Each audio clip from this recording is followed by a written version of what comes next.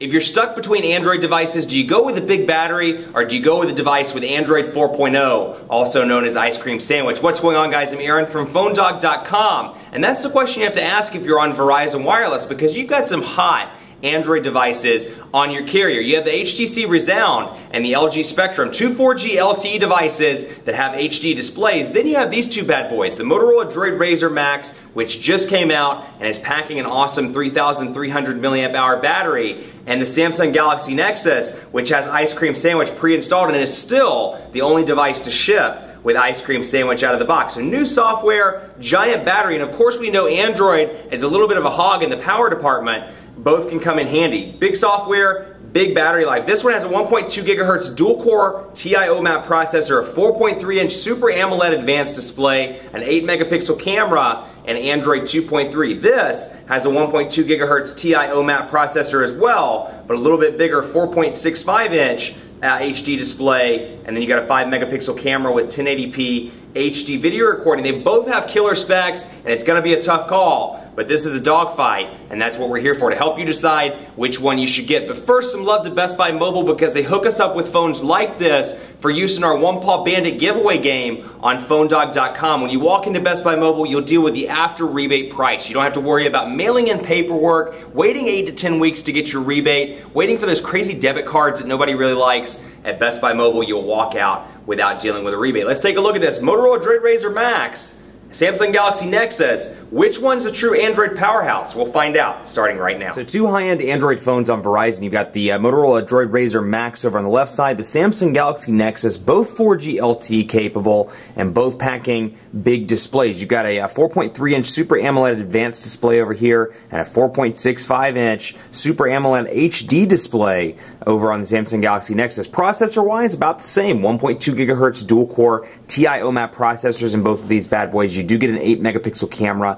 with 1080p HD video recording over here on the DROID RAZR MAXX, and you get a 5-megapixel camera with 1080p HD video recording on the Galaxy Nexus. Now, the real kicker to the RAZR MAXX, you're going to notice that it looks a lot like the DROID RAZR, which just came out a couple of months ago. The big change here is the battery life. You can see this one has a little bit of a thinner profile, smaller battery, 1,780 milliamp hours. The RAZR MAXX has a gigantic 3,300 milliamp hour battery that's quoted at 21.5 hours of talk time. So whether you're talking, you're texting, you're watching movies, you're going to get some longevity out of this device as opposed to some of the other Android devices. And you know how it is with Android. I mean, when it comes to battery life, it's definitely not its strong suit. You know, Android gets complaints all the time for battery life, and you see it especially on the Android side, not just in the OS, but when you combine it with 4G LTE technology, it dies pretty quickly. Then you've got the Galaxy Nexus over here, 1,850 milliamp hour battery in the Verizon version. You've got front-facing cameras on both of these bad boys. Android 2.3 over here with Motorola's custom user interface. Android 4.0 Ice Cream Sandwich over on the Galaxy Nexus, and it's a stock build, or a relatively stock build, with a few Verizon applications, which we'll take a look at right now. You can see over here a little bit more of a Verizon-themed device, and we'll just go into all apps and take a look at the Verizon wireless stuff. For example, you can see device setup, IM, mobile hotspot, My Verizon Mobile, NFL Mobile, all the VCast stuff, Verizon Video, which used to be VCast Video, Visual Voicemail, which is an extra $2.99 monthly on Verizon, and you have VZ Navigator as well, and a couple of games that don't show up in Verizon's folder. You can see Let's Golf 2, Madden NFL 12 here. Now, both of those can be uninstalled, and one little feature I like about Motorola's user interface, you can press and hold the application and hit uninstall directly from the menu, as opposed to going into settings and going through all the different clutter and things like that. Then over here you have some other stuff pre-installed. Not a whole lot. You get a lot of Google stuff, obviously. Google Earth, since this is a Nexus branded device, you get Google Earth, you get Google Plus pre-installed, Google Plus Messenger, but then you're going to notice some things like My Verizon Mobile, and then over here, VZ Backup Assistant. Now those come out of the gate on the Galaxy Nexus on Verizon, which made people think, well, between that and the Verizon 4G logo on the back, is this a stock Galaxy device? And of course we had that scare a couple of days ago where Google said they were going to drop support for the Verizon version of the Nexus, at least in terms of development and, you know, kind of up-to-date operating system updates. They came out and said that was incorrect.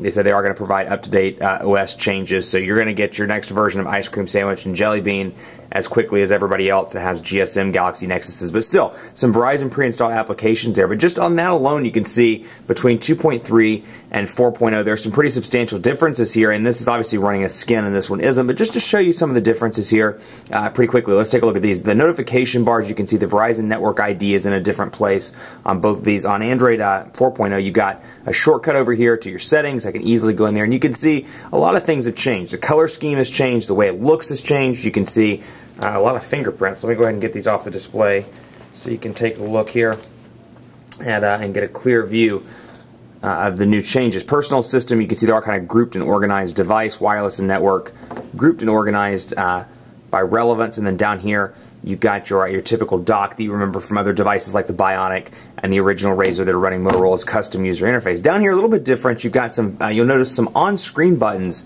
as opposed to capacitive buttons. So when I turn this device off, you can see the buttons go away.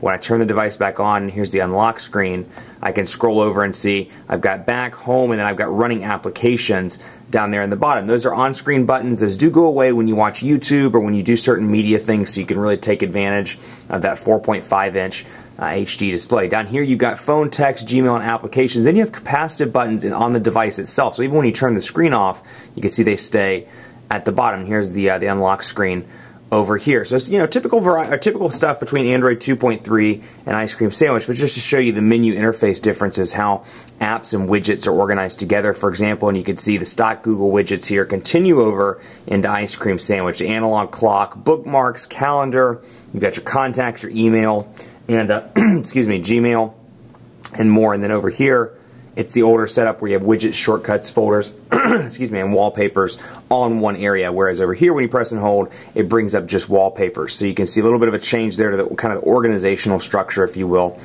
of Android. So we can go in here and take a look at the Motorola widgets. You do get some pretty useful Motorola widgets. One of my favorites, the weather widget here that comes pre-installed, and then of course you have things like the date and time widget and the calendar widget. Now the cool thing about these is a lot of these are customizable in terms of size. So you have a home screen where you have some tight space. Let's say you just want, and I guess it doesn't go any smaller than that, but you can see you've got some space here. You want to do another widget over here. Well, if you're using a Motorola customizable one, you can do that as opposed to an OS like HTC Sense where you can't really do that. And same thing over here. You've got some neat ones like the Gmail widget. I can press and hold, and I can scroll up and down and kind of shrink that and make it larger if I want to. So you can do that in Ice Cream Sandwich as well. So customizable widgets, it's really great to have those because you have an area like this, or perhaps over here where there's a little bit of space left on the screen and you want to utilize it, but you can't with Sense. You can do that with some of these other user interfaces and with stock Ice Cream Sandwich. So let's take a look at text messaging really quickly and show you the different interfaces here. There have been some pretty substantial changes from Android 2.3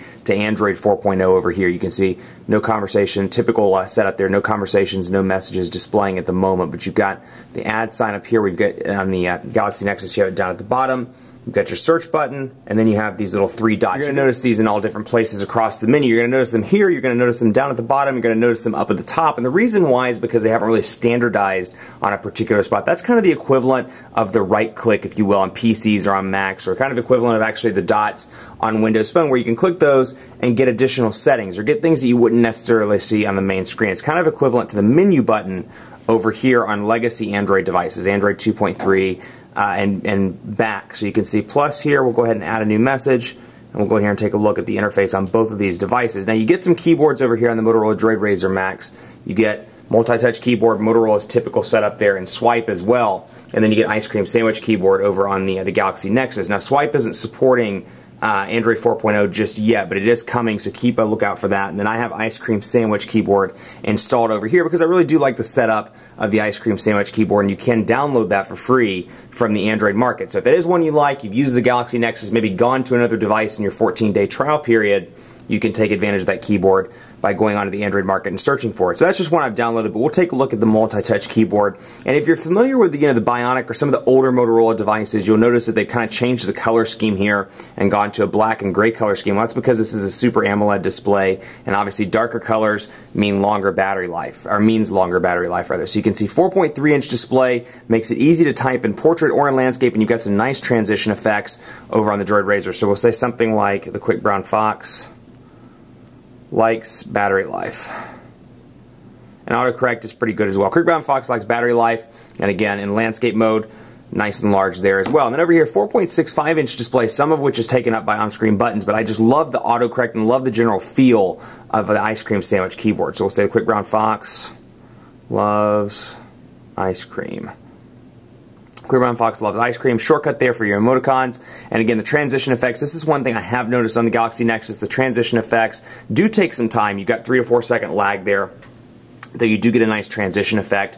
They say that is, to prevent if you're going down a bumpy road in a car or you're in bed and you actually switch it over and kind of trigger the landscape mode. It's intended to allow you to kick it back without transitioning every single time. That said, I kind of prefer it to transition pretty quickly as opposed to this 3 to 4 second lag. But hey, to each its own. And then of course you got the landscape mode keyboard over here, and you'll notice how the buttons shift depending on where you're at on the screen. Let's take a look at the browser as well before we cut part one, because I want to show you 4G LTE connectivity on both of these devices means, and actually Verizon 4G LTE connectivity at that, means super fast internet. So we'll go over to phonedog.com on both of these, and I've been really pleased. Let me go back here. Let's do phonedog.com. And of course, phonedog.com over here is loading up right now. So you can see, loading up right now, pinch to zoom capabilities, relatively responsive. The page isn't even fully loaded over here. It's incredibly fast. So it is loaded over on this side. And let's take a look. Actually, hang on one second. Let's go back to phonedog.com, let that reload. And you can see how those dots, again, go up in the top right-hand corner in certain applications, bottom right-hand corner in certain applications. And you can see, pinch to zoom. A little bit choppy there for whatever reason. Let's see. It hasn't been this slow before. Let's see what's going on here.